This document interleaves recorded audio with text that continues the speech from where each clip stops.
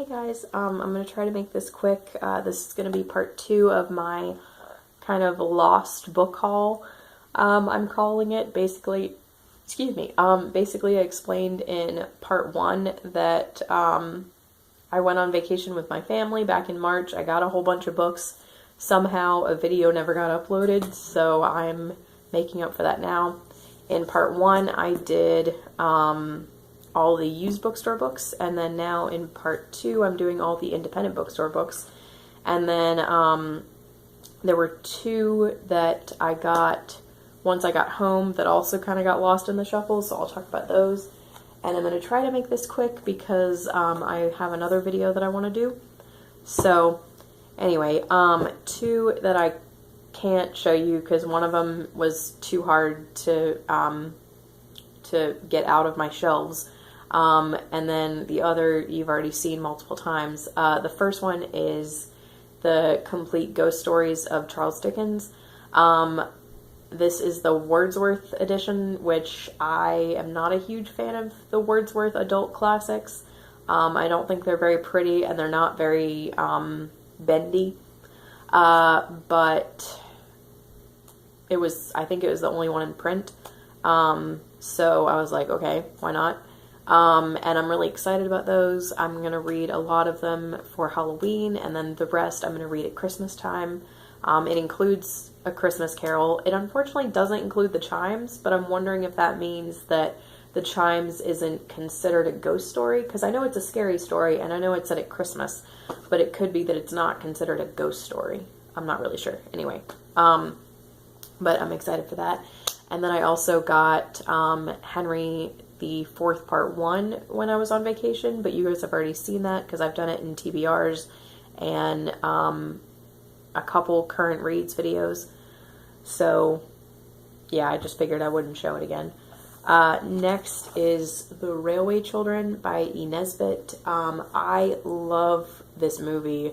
I grew up watching the 90s, early 2000s version of this film multiple times. I still have it on VHS, and I completely adore it, and I've just never read the book.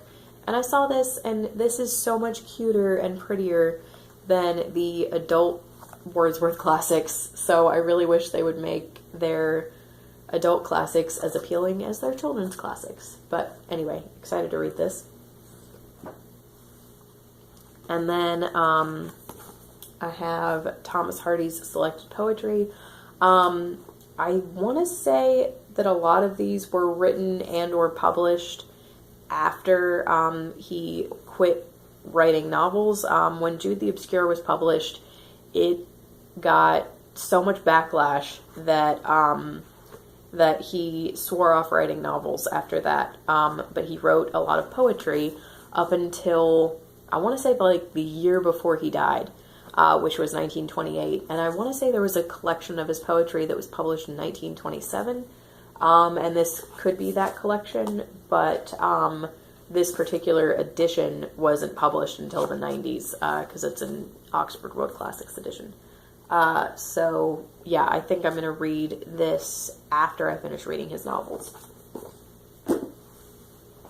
And then the last 2 in here are more Oxford World Classics. I love these. I have like 5 of these now, and I just think they're so pretty. They're both by Sir Walter Scott. The first is Ivanhoe, which is set during the time of Robin Hood.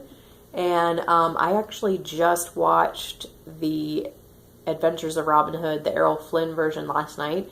So now I really want to read and or listen to The Merry Adventures of Robin Hood by Howard Pyle. So I think I'm going to get that out of Hoopla or Overdrive, and then read this after. But yes, it's set during that time period when Prince John had taken over England because Richard was off fighting the Crusades, and he was like, haha, I'm going to take over while you're gone. He was a jackass, pardon my language. And this is about the fictional disgraced knight Ivanhoe, who ends up, I think, coming back with King Richard.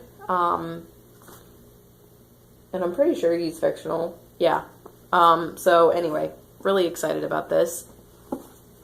And then next is one that I'm even more excited about, also by Sir Walter Scott, and that is Waverly. And the reason I'm more excited about this is because this is set during the Jacobite Rebellion, which is one of my favorite time periods to study. It's, to me, one of the saddest time periods, but it's also just amazing to study. And I studied it in college. And anyway, so this is about an English soldier who is in Scotland, and he ends up falling in love with a Scottish woman, even though he's an English soldier in the middle of the Jacobite uprising. So he basically, his loyalties start to change, essentially. And yeah, I'm just really, really excited about this. It looks awesome. Okay, so that's everything that I got from, okay, 6 minutes, we're fine. That's everything that I got from the independent bookstore. And then now we're going to move on to the things that I just forgot to haul after that. First is Sylvies Lovers by Elizabeth Gaskell. This is one of her novels. It's one of her later novels, so it's one that I won't get to for quite a while, but I just saw this in Barnes & Noble, one town over from me, and I go to that Barnes & Noble maybe 2 or 3 times a year, and I hadn't seen this in there before, so when I saw it a time or two ago, I snatched it up very quickly, simply because I was like, hey, it's there, and this way I'm supporting my Barnes & Noble, instead of having to order it online. And I'm sorry if I sound like I have a cold, you guys. I think it's allergies. But anyway, so super excited to eventually get to this. And then last, but certainly not least, we have the Histories of Middle-earth. This is volumes 1 through 5, so it is not all of them. There are 12 of them. But oddly enough, I think this is the only box set, which is very irritating, because I'm like, why isn't there a box set of 6 through 10 or 6 through 12 or something? But anyway, super excited to have this. And then for the others, I'll probably get the nicer paperback editions. I forget who publishes those, but I've seen them on Book Depository. But I'm just going to take them all out of the box, and that's what that looks like. And then, so first we have the Book of Lost Tales Volume 1, the Book of Lost Tales Volume 2, The Lays of Beleriand, The Shaping of Middle-earth, and The Lost Road and Other Writings. And for all of these, I'm going to read these once I finish.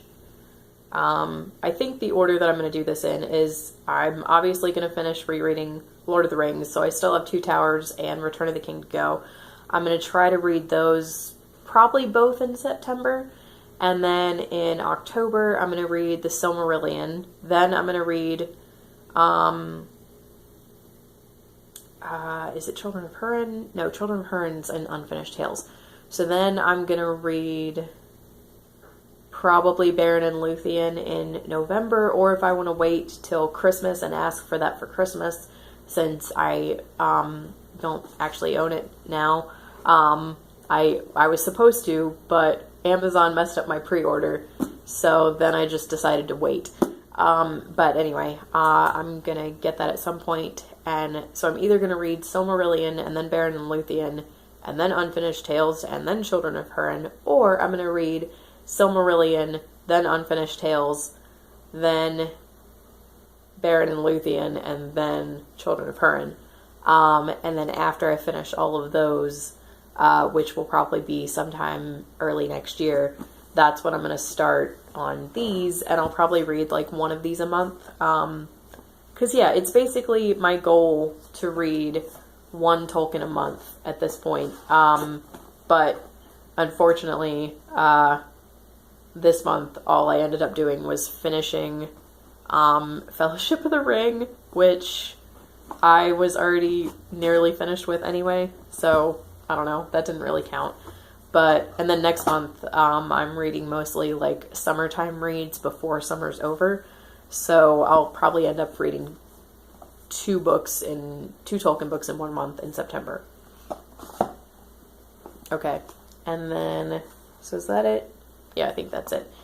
And yeah, all of these are basically just books that explain, like the lore of Middle-earth, and they're all kind of bits and bobs that, Tolkien was writing while he was writing Lord of the Rings. Yeah, so this is basically like all the, not really behind the scenes stuff. I don't know how to explain it. Anyway, I'm really excited about all of these, and I can't believe that I forgot to show them to you guys. So, yeah, this is definitely the thing I'm most excited about in this haul. And the Oxford World Classics editions. So, really just everything, I guess. Okay, and next I'm hoping that I have a few more minutes left on my camera to do a Woman in White review. So we shall see. But anyway, thank you guys so much for watching, and I will talk to you guys later. Bye.